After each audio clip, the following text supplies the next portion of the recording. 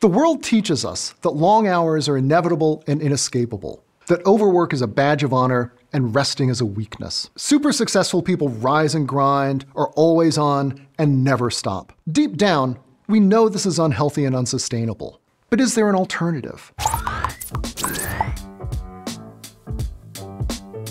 Downtime is deeply undervalued in today's 24/7 world, but it hasn't always been this way. Virtually every ancient society defined the good life as balancing work and rest, and recent research in neuroscience and psychology has shown that rest strengthens our brains, enhances our learning, and stimulates our creativity. History's most accomplished scientists, writers, and military leaders worked far fewer hours than we do today and built daily routines full of downtime.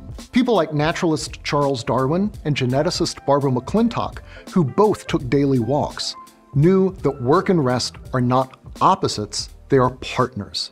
You won't fully flourish until you can master both. Here's where you can start. First, rethink what rest is.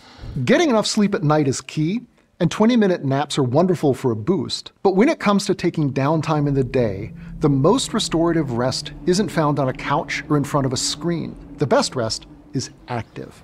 Exercise, hobbies, walks, these recharge our mental and physical batteries more effectively and give us more stamina and resilience than being a couch potato. Rest is natural, but it's also a skill.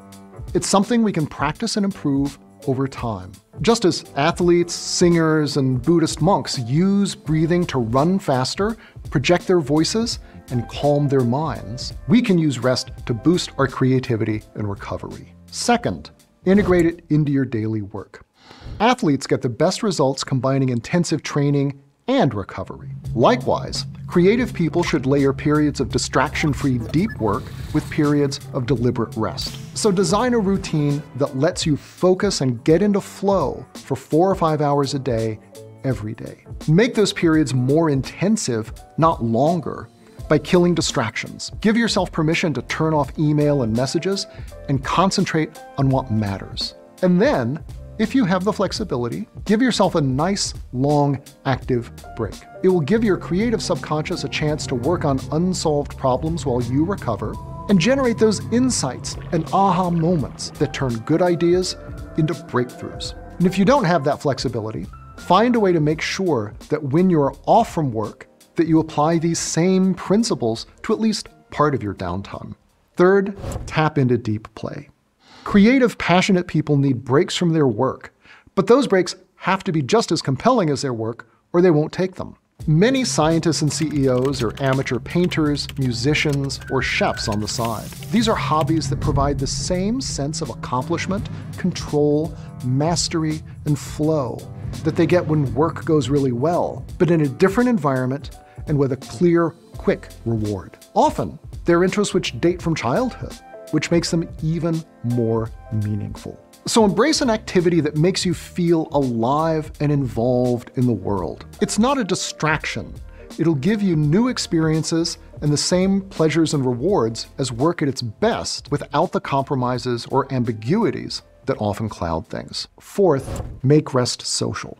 The working world isn't designed for rest. We have to take it. And one of the most powerful ways to guarantee that we make time for rest is to do it with others. So start work early and meet a colleague for a walk in the afternoon, or team up with your partner to perform a tea ceremony, or make a childcare swapping arrangement with a friend to give you both more time for rest. Remember, it's not easy for busy, highly driven people to rest. It requires developing new practices and giving them time to become habits. You can't rush it. Just as it takes time to settle into a new job or home, your mind needs time to start harnessing the power of rest. Don't beat yourself up if you aren't already doing anything like this. There's no better time to start than now.